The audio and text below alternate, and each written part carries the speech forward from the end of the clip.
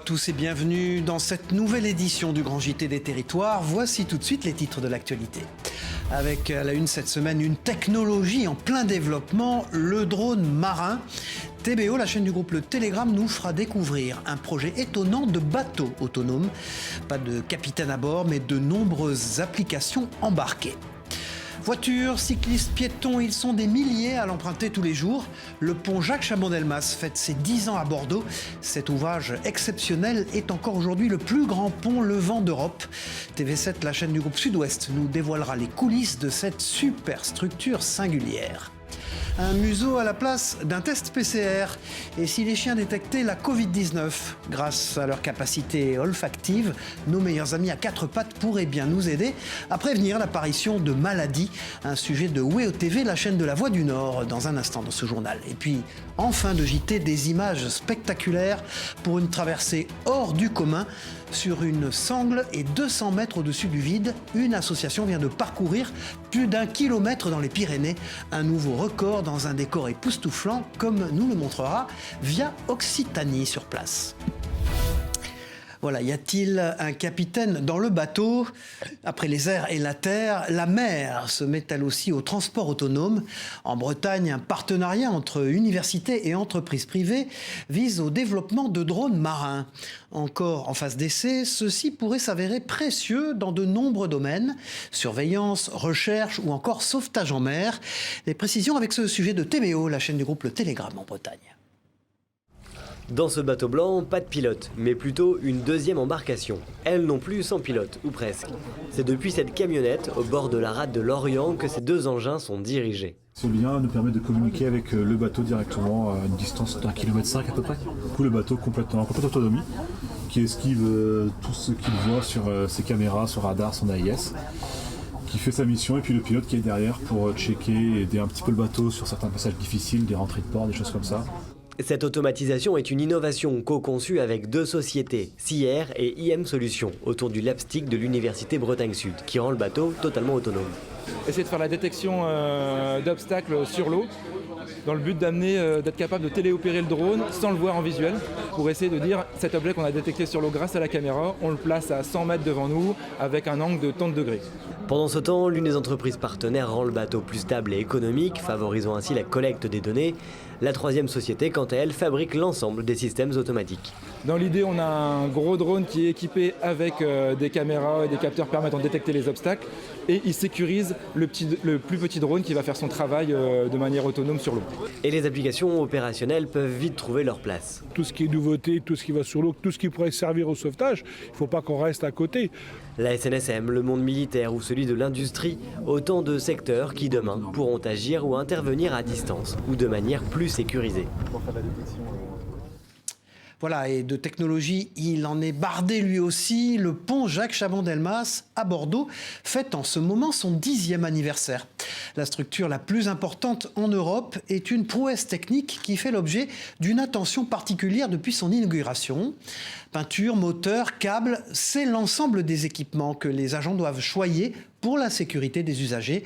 Des équipements plus ou moins visibles que vous fait découvrir Yvan Branchy pour TV7, la chaîne du groupe Sud-Ouest à Bordeaux. 30 000 véhicules, 3 000 cyclistes et 2 000 piétons traversent chaque jour depuis 10 ans cet ouvrage qui relie la rive droite à la rive gauche. Un trafic dense au-delà des espérances qu'il faut parfois interrompre à la saison des croisières. Ici, nous nous trouvons sur le poste de commande du pont Chaban-Delmas. C'est d'ici que nous fermons le pont à la circulation vélo, piéton, voiture. On manœuvre depuis l'ordinateur les mécanismes. Une manœuvre de 30 minutes effectuée 837 fois en 10 ans pour 428 passages de bateaux. L'entretien du pont Jacques Chaban-Delmas est alors une priorité et tout commence dans l'antre de la travée levante, ce caisson métallique de 2500 tonnes. L'entretien, c'est juste un contrôle des soudures de la charpente métallique, un contrôle et un maintien en bon état de fonctionnement du déshumidificateur qui bloque le développement de la corrosion à l'intérieur. En dessous de la Garonne, c'est à l'abri des regards que se trouve la pièce maîtresse. Voici l'une des deux embases du pont. À l'intérieur, un poste de commandement de secours et surtout ces deux moteurs de 180 chevaux. Dont un qui fonctionne, l'autre en secours, plus un réducteur et 2 tambours pour tirer sur les contrepoids et lever la travée. Tous les 4 ans, un entretien complet du pont est réalisé. Mais d'ici là, il faut s'occuper du graissage mécanique des poulies et des câbles. Il doit y avoir 4 interventions par an d'alpinistes. Ils s'accrochent, on a des points d'accroche et ils descendent le long au-dessus de la poulie donc, pour rejoindre les câbles juste au niveau de la poulie. Un travail indispensable qui permet d'améliorer les process. À chaque passage de bateau, le pont était fermé 1h40 en moyenne en 2014 contre 1h10 aujourd'hui. Une belle progression, mais qui n'empêche toujours pas les embouteillages aux heures de pointe. C'est une histoire originale comme on aime vous les raconter dans le Grand JT des Territoires. Dans les Vosges, un habitant aujourd'hui décédé a décidé, écoutez bien, de léguer sa fortune à sa commune. Un legs en forme de cadeau de plus d'1 million d'euros tout de même. Une aubaine pour la collectivité qui devra néanmoins respecter la volonté du défunt que cet argent finance la construction d'une maison de retraite. Les détails avec Ludovic Brisilia et Titouan Boiteux, ainsi qu'Anne Didier pour Vosges Télévisions. Ici, nous sommes donc en face de la maison de l'enfant. Les terrains qui peuvent être visés, c'est ceux-ci. C'est une belle histoire que raconte depuis quelques jours le maire d'Anould, à proximité de Saint-Dié-des-Vosges, l'histoire d'une donation d'un de ses administrés, Claude Fleurance, décédé en février 2021 à l'âge de 85 ans. Claude Fleurance était ouvrier, propriétaire toutefois de parcelles de terrain, sans descendance directe. L'homme qui vivait modestement a légué à la commune la coquette somme de 1 260 000 euros. Nous sommes avec à la fois un don, nous sommes à la fois avec un terrain. Maintenant, il nous incombe de travailler pour pouvoir faire au mieux. Un legs que le généreux donateur avait évoqué de son vivant. Pour en savoir plus, direction la mairie. Anould compte 3200 habitants, mais aucune maison de retraite pour l'instant, car Claude Fleurance avait en effet demandé que son don participe au financement de la construction d'une maison d'hébergement pour personnes âgées dépendantes, qui plus est avec un pavillon pour des personnes atteintes de la maladie d'Alzheimer. En amont, on ne peut pas annoncer des chiffres ou faire naître vraiment de dire ça va être un grand projet, alors qu'il sera un petit peu plus petit, parce qu'aujourd'hui, il faut mesurer aussi que les coûts des bâtiments, des matériaux vont être différents. Donc, il nous faut examiner tout ça. 1 260 000 euros, c'est un peu plus que le budget annuel de la commune pour financer ses travaux d'investissement, en plus des 2 millions d'euros dédiés au fonctionnement. Une somme très conséquente donc, et une belle histoire qui trouvera son épilogue dans quelques années.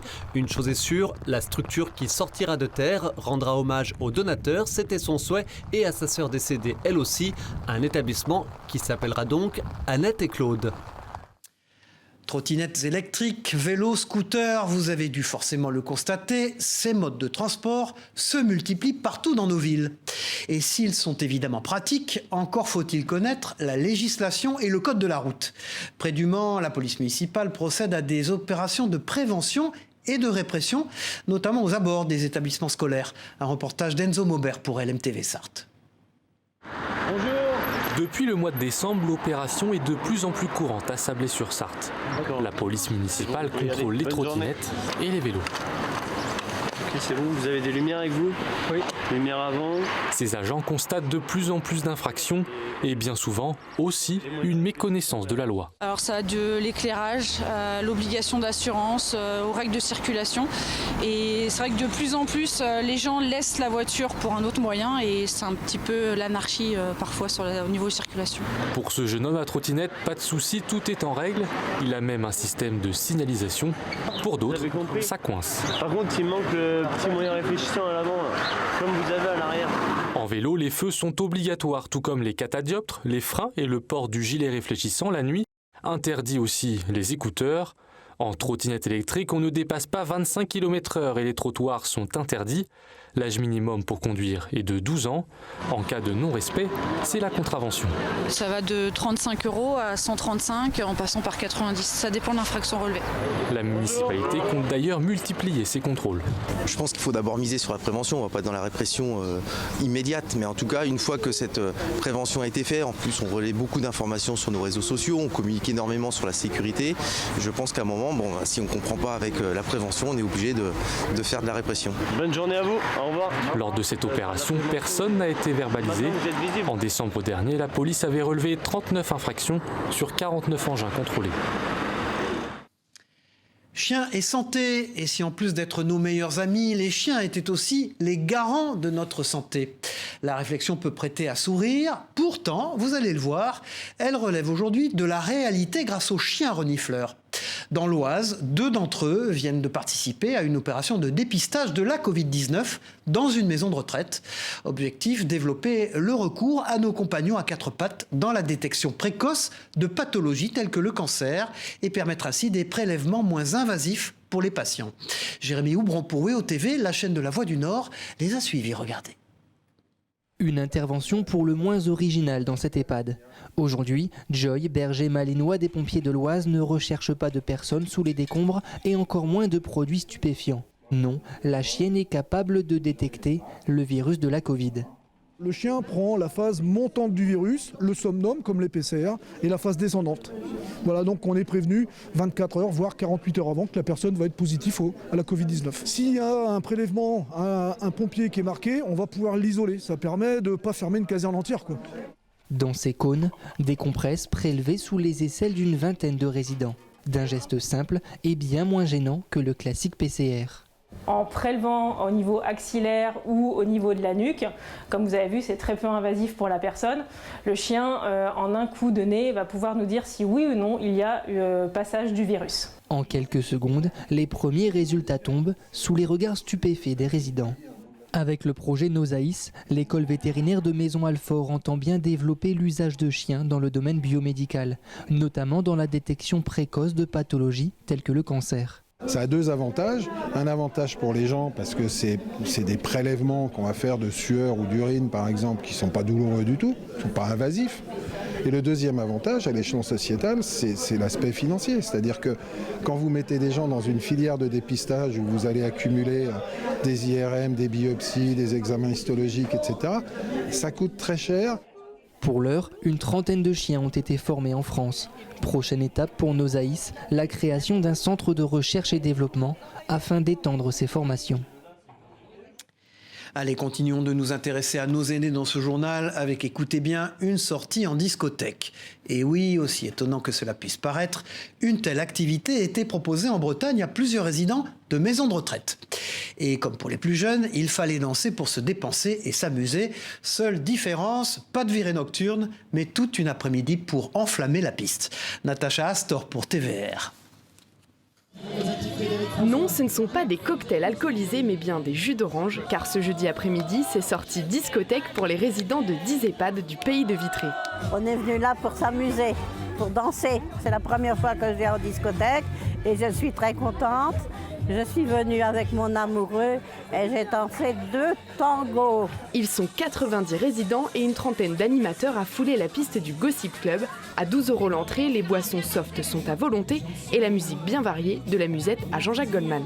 Parmi les danseurs, Jacqueline était l'ancienne gérante de la discothèque La Pergola, une institution dans le Grand Ouest ouverte en 1975 qui pouvait accueillir près de 4000 personnes. Moi j'étais bambino à l'époque et j'allais danser là-bas et j'étais toujours admiratrice de Madame Pichet qui avait toujours des belles toilettes, des belles chaussures, toujours souriante. Et cet après-midi c'est vraiment un plaisir de pouvoir recevoir Madame Pichet et de lui rendre à notre tour la joie de pouvoir danser. L'établissement s'est adapté, son et lumière tamisées. On laisse le déambulateur de côté pour swinguer, histoire de vivre une deuxième jeunesse. Cet après-midi dansant inter-EHPAD sera certainement reconduit pour le plus grand bonheur des résidents. Voilà, nous vous en parlions la semaine dernière, le procès de Bobigny est resté dans l'histoire comme un événement majeur pour l'avancée des droits des femmes en France. L'avocate Gisèle Halimi, à qui il était rendu un hommage national le 8 mars dernier, avait notamment plaidé il y a 50 ans contre la pénalisation de l'avortement. Un engagement mis en scène le temps de quelques représentations théâtrales à Paris par la troupe Conférences et Compagnie et dont vous voyez quelques images à l'écran. Et parmi les intervenants de l'époque, réinterprétés en 2023, l'écrivaine Simone de Beauvoir était jouée par l'avocate Kilina Visavona-Moulonguet. Écoutez-la revenir sur son rôle et l'histoire de ce procès pour les droits des femmes. L'idée extraordinaire de ce procès, parce que c'est un procès historique, c'est que Gisèle Halimi a voulu mettre en accusation la loi sur l'avortement. Elle a dit aux femmes qui se présentaient, vous allez revendiquer votre acte. Vous allez dire que vous n'êtes pas des criminels, vous êtes victimes d'une loi criminelle. Et c'est en ça que c'est très intéressant. C'est en ça qu'elle a retourné l'opinion et qu'ensuite, on a tracé une voie pour permettre à Simone Veil de faire passer la loi sur l'avortement. Elle serait plus de 2 milliards à être jetée chaque année en France. Les serviettes hygiéniques ont un impact non négligeable sur l'environnement. Certains plastiques qui les composent mettraient notamment jusqu'à 500 ans à se dégrader. Alors pour préserver la planète, sa santé et faire des économies, le recours aux protections périodiques réutilisables ne cesse de se développer. Exemple avec cet atelier consacré à leur fabrication, suivi par Lina Bradedine pour Télé Grenoble. Regardez. Voilà un atelier qui change les règles. En moyenne, une femme utilise plus de 12 500 protections jetables dans sa vie, des déchets qui contiennent des substances chimiques nocives pour l'environnement et engendrent dès la fabrication de la pollution. Alors ces femmes ont choisi de se tourner vers une alternative plus durable qu'elles fabriquent elles-mêmes. J'essaye de m'équiper en matériaux et en objets zéro déchet, c'est-à-dire que j'essaye de supprimer petit à petit de mon quotidien des choses que je jette à la poubelle. Et tous les mois, c'est des objets qu'on jette à la poubelle si on ne les fait pas en zéro déchet. Il faut compter entre 45 minutes et 2 heures de fabrication selon le niveau de la couturière. Tout d'abord, préparer son patron à la taille souhaitée, choisir les différentes matières, découper puis assembler à la machine ou à la main. L'avantage de fabriquer soi-même sa serviette réutilisable est aussi sanitaire, car les protections jetables présentent de potentiels risques pour la santé. On a du coton bio pour la partie qui va être proche des parties intimes. On a aussi du tissu absorbant. Donc ça peut être du tencel de viscose. Là, on travaille sur des matières en tencel de viscose, mais ça peut être du coton bio. Voilà. On utilise le pull pour la partie imperméable et du coton classique pour la dernière partie qui est à l'extérieur de la culotte. Et dans sa vie, une femme dépense 1 500 à 2 000 € avec des protections jetables. Le lavable permet d'économiser environ 200 € sur 5 ans et encore plus quand on fait soi-même. Et si elle est lavée dans les règles, la durée de vie d'une protection réutilisable est de 5 à 10 ans. Elles ont une durée de vie de plusieurs décennies. Les tentes Cabanon sont devenues depuis plus de 60 ans de véritables références dans leur domaine. L'entreprise installée à Dunkerque est la dernière fabricante de tentes 100% françaises. Un savoir-faire précieux qui a su, vous allez le voir, traverser les époques et s'adapter aux attentes de ses clients. Reportage au cœur de l'usine Cabanon de Frédéric Loy et de Myriam Nahami pour ASTV, la télévision locale de Grand-Sainte. Regardez. C'est une manufacture qui date de 1959. D'abord implantée à Bailleul, avant de déménager ici en zone industrielle de Petite-Sainte en 2005, Cabanon est le dernier fabricant de tentes 100% made in France. Pierre Cyrulus dirige cette entreprise depuis qu'il a racheté la presque totalité des parts en 2013. Cabanon embauche aujourd'hui un peu plus de 50 salariés. Bon, on est dans un produit plutôt haut de gamme. Donc on s'adresse aux campeurs avertis ou aux professionnels. On a des produits qui sont respirants, qui s'intègrent dans le paysage. Vous voyez que les toiles sont en général beige, gris. Et ce sont des produits qui durent dans le temps. Des tentes qui durent, conçues et cousues à la main, des modèles sans cesse renouvelés, mais aussi des caravanes pliantes, des dortoirs, des tipis, des tunnels et autres. 4500 tentes sortent de ces ateliers chaque année et 70% de la production est exportée. Le camping a le vent en poupe, mais il a surtout beaucoup évolué. Cabanon, lui, a su s'adapter en innovant avec de nouvelles tentes, répondant aux besoins des particuliers et de l'hôtellerie de plein air. Depuis 64 ans, Cabanon perpétue ce savoir-faire qu'elle transmet de génération en génération. Avec les départs à la retraite ou les jeunes mamans couturières qui partent en congé maternité ou prennent des temps partiels pour s'occuper de leurs enfants, Cabanon cherche toujours à recruter des couturières. L'entreprise veut essayer de mettre des personnes à la couture qui n'ont jamais cousu, avec l'idée de créer un centre de formation. Vous en écoutez sûrement plusieurs lors de vos trajets en voiture ou vos activités chez vous. Les radios ne cessent d'accompagner le quotidien des Français. Et au milieu des fréquences nationales, bien connues de tous, des stations locales et régionales réussissent, elles aussi, à se frayer un chemin jusqu'à nos oreilles. À Limoges, Flash FM affiche une très belle réussite depuis sa création, il y a 20 ans. Entre ouverture de nouvelles fréquences et recrutement, Alain Druon, pour cette Limoges, s'est intéressé à cette aventure hertzienne. Regardez. Flash FM, il est 9h. Vous êtes peut-être déjà au taf en ce moment, bon courage, peut-être sous la couette pour les plus chanceux. Radio associative dans les années 2000, Flash FM est devenue la radio musicale régionale qui domine les sondages à Limoges et en Haute-Vienne. Proximité et simplicité semblent être les clés de la réussite. Quand on écoute Flash FM, on a de la musique qui s'adresse à un grand nombre, qui est aimé par nos auditeurs, et puis de l'information locale. Avec une forte présence sur le terrain et sur les réseaux sociaux, Flash FM s'écoute du Poitou au Limousin, de Poitiers à Brive pour faire court, les émetteurs corréziens devant démarrer prochainement. Flash FM, inforoute. Attention, ça c'est l'inforoute de Limoges. Si on appuie là, on a l'inforoute de Guéret. Et si on appuie là, on a l'inforoute de Poitiers. Société privée, la radio n'a qu'une seule source de financement, la publicité commerciale. Contrairement à certaines autres radios qui peuvent être financées publiquement ou qui peuvent avoir des subventions, une radio commerciale comme la nôtre ne touche aucune subvention, que ce soit de l'État, et aucun autre financement à part la publicité. Pour faire face à son développement, Flash FM recrute avec dans l'immédiat un poste de journaliste à pourvoir à Limoges. D'autres suivront dans les prochains mois.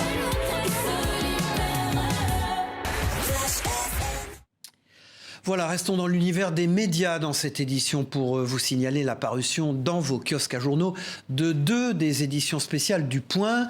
L'hebdomadaire s'intéresse notamment à l'avenir de Rennes cette semaine, la capitale bretonne qui connaîtra dans la prochaine décennie une véritable métamorphose urbaine, nous dit le magazine.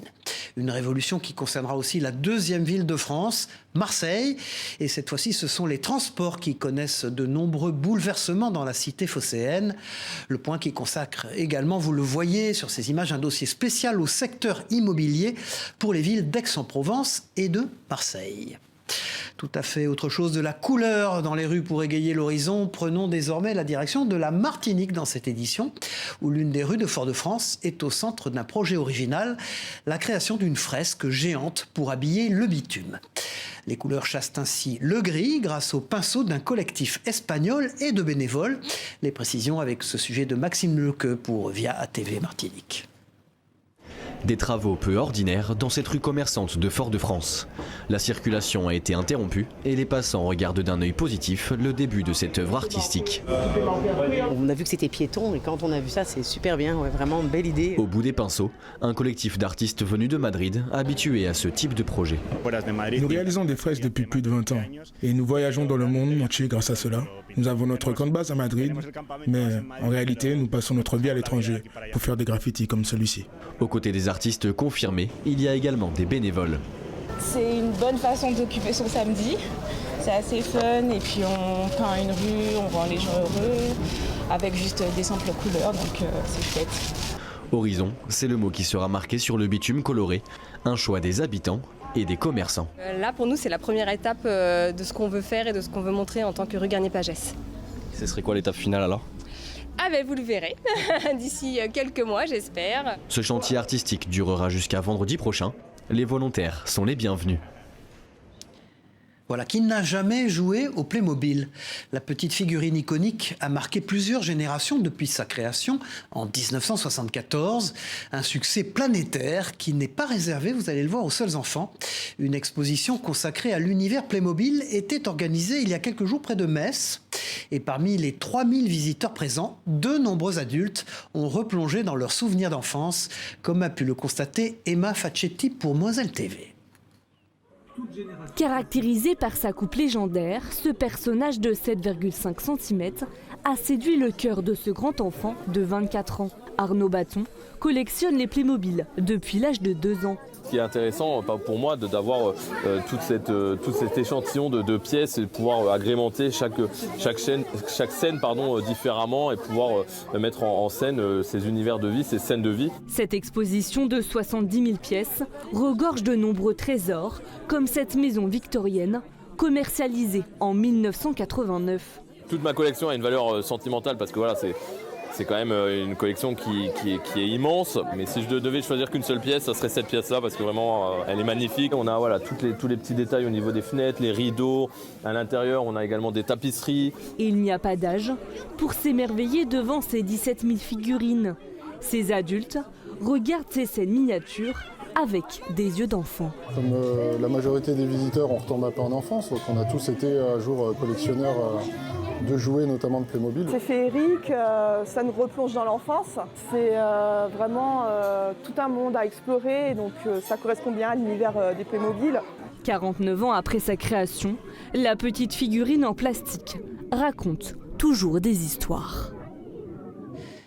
Allez, on referme ce journal avec ces très belles images venues des Pyrénées où, vous le voyez, plusieurs personnes ont traversé une station de ski à l'aide d'une corde placée 200 mètres au-dessus des pistes.